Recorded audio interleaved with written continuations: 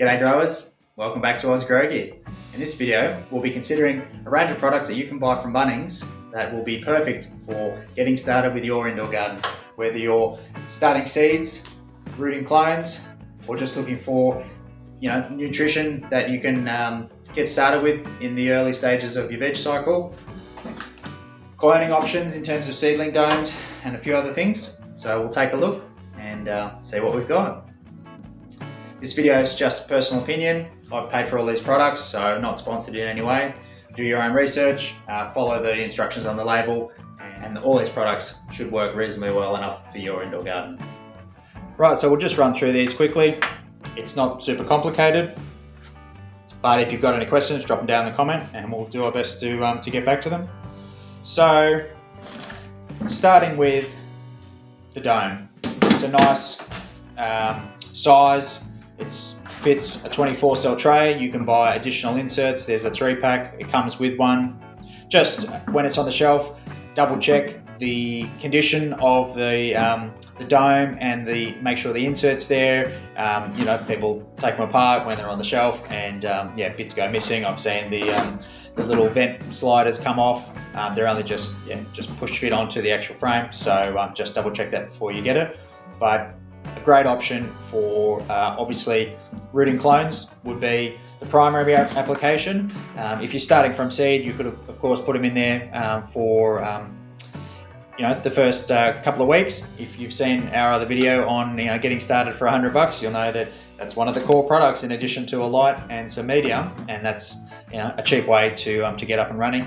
You don't technically, when you're starting from seeds, you don't need a humidity dome. It will maintain it in the soil, but obviously a seed has a root. It can take up water dynamically as soon as it's germinated, whereas a clone, once you've cut it and you put it in that plug or whatever you're rooting in, it's got nothing, which is why you need to keep the humidity high so that it doesn't transpire and die, because it's only got what's in that little bit of stalk and leaf that you've snipped off. So definitely a good option.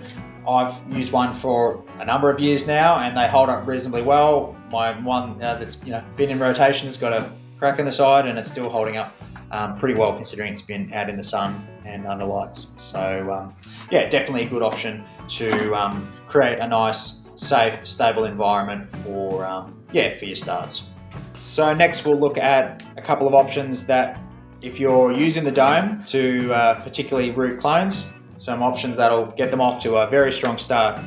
Remember guys, a healthy plant will have no problems striking on its own. You don't need these products. They will stimulate and boost the rooting, particularly if you've got woody cuttings, plants that maybe aren't in peak health. But if you've got a good, strong, healthy plant and you take cuttings from it, that thing will root without any assistance at all. You can root plants in water. It's not difficult, but these are some options that you might want to consider. So I guess the easy one is the Yates old school cutting powder.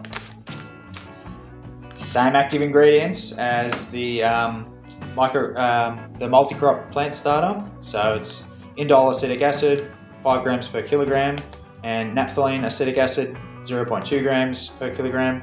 So basically the rooting stimulator, you just dip it in. I presume that means there's no issues with contamination. I know the Clonex, they specifically say don't dip it into the jar, put it into something else, but presumably that's not an issue because they specifically say on the back here with the little label that you just cut it and dip it in and away she goes. So definitely the old school option in my mind, but perfectly suited, and again the same active ingredient as the multi-crop plant starter. So this has a slightly stronger concentration of the naphthalene acetic acid. So this is grams per litres, this is grams per kilogram, basically same sort of units. The plant starter will dilute up to 360 litres, and you can basically you can root cuttings directly in it. So it's saying do not dilute. You just put them in there after you take them, stand the cuttings in 2 centimetres for up to 24 hours, and then otherwise you dilute it into a watering can at rates from between 6 ml to 30 ml depending on what it is. So it's Australian owned, yeah, it doesn't say where it's made, but essentially a pretty convenient option to use, and I think reasonably cost effective. So you could of course add it, just chuck it in your watering can or your res, in early veg to really get those roots going, and yeah, definitely a good option off the shelf from Bunnings. The next is something that most growers would be familiar with. It's trusty clone eggs. There are two colours, or two strengths, I guess is the best way to think about it. So purple is the common one that you can often buy at hydro stores, which is particularly for softwood and semi-hardwood cuttings. So it's a little 50 ml gel, jar of gel. The active constituent is, I would say, similar perhaps to the other products there. It's indole-3 butyric acid. Let me know if I butchered that pronunciation, but it's probably their proprietary blend. So Growth Technology, I think, is the West Australian company that invented it and patented it, and it's now used all around the world.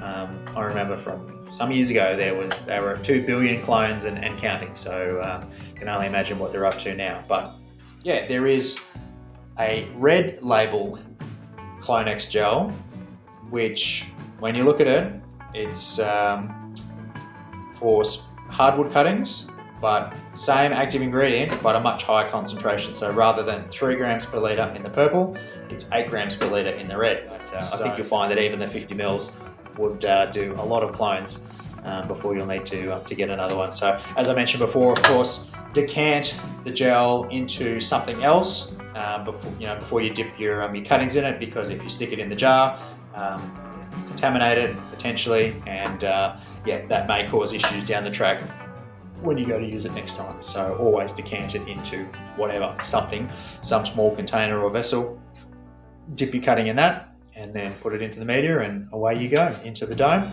and you leave it alone for at least a week, or preferably 2, and by the time you come back, it'll probably be ready to be potted up. So speaking of that, we'll now consider some options that you can use for your seed starts or rooting clones. Now there are of course a wide range of products in this category. I've got one option here, which is something that I am not opposed to using or recommending. It's of course the Jiffy brand. These are the Koya pellets specifically, so the cocoa pellets, not the peat pellets. That is basically a video in itself where we might look at that in more detail. But I think for those of us down under, we're a heck of a lot closer to the tropical islands where the coconut is produced versus North America where the peat comes from. So from a distance alone, let alone the virgin material extraction versus reusing or diverting a waste product, that's another argument. But I think from the food miles alone, if you want to call it that, it's a better option in my mind to go with cocoa. But of course the peat ones are widely available, widely used. They are really, I think, pretty pricey for what you get. The key benefit being that it's the pot and the soil all in one is what they spruik. But as we'll see, there are definitely cheaper alternatives that I think would do just as well. So obviously super easy to use. Just take the little pellet, drop it in water. It's just compressed. In this case, as I said, it's cocoa. It does claim to have the biodegradable wrap, so it should break down. It's just Koya. It's a byproduct from the coconut industry and a sustainable alternative, they say, to plastic pots, but a fairly expensive alternative for what you get. They don't, to my knowledge, say anything about any added nutrients, buffering even. It's not mentioned, so you would presume that they would take some steps to address that, but the fact that you end up with just a little plug of essentially inert cocoa for a pretty hefty price per little plug is, in my mind, not the best option. And some alternatives that you might consider are the Rico 8-cell. So it's an 8-pack of 8 cells, and these are, I think, a really good shape. They've got a nice depth, and they're a nice sort of rectangular shape. They've got the vent, or the drainage holes in the bottom, but that would, my go-to would just be get the hydro grade cocoa from Bunnings, the 30 litre bag. It's really pretty cost effective, as cost effective from my research as going to a hydro store, but we'll compare that in a future video. Just put straight cocoa in there, maybe a 50-50 mix cocoa and vermiculite, and you're ready to go. Just dip it in the Clonex, gel, whatever you're reading with, put it in there with cocoa, put it in the dome, and away you go. This sizing, unfortunately, with the domes that you can get from Bunnings, they don't quite match up neatly. Obviously the 24 cell seed tray, again, if you wanted to fill that up, same thing. You can, obviously, as per the previous video, just get a bagged, ready to use seeding or potting media, but otherwise you can just use straight cocoa. Obviously that holds a lot more volume, each of those cells, but that tray will fit very neatly inside the dome. These little cells, I think you can get 5 in there, but there is a bit of a sort of wasted space. So a really good option. These are Australian made, these particular ones, which is good. There are other options from the Rico brand, we'll look at in a sec, but many that I didn't get that are not made in Australia. So where possible, get the Australian made ones. I think they're a good thickness of the plastic. It feels pretty durable. I reckon that would be a good long-lasting product. Some of the other ones are really pretty thin and pretty flimsy, and I don't necessarily think would be that durable, but that's a good option that I'm happy to suggest. I think would be quite good. So you consider filling an 8-cell up with just a big bag of ready-to-use cocoa versus getting a similar volume of media in a very expensive little puck. You can see that, definitely better options. And a better option even still is, again, another Rico Go, grow your own, GY, that makes sense. Seedling pots. So this is a 30-pack of 55mm little seeding pots. They're almost like a little net cup. I don't know if you see it. So there's drainage holes in the bottom. I guess there's solid sides, or no drainage on the side. But 55mm pot, and really pretty cost effective. And I think if you were to hydrate one of the cocoa pellets and drop it in there, I think you'd find it would basically fill one of those pretty neatly.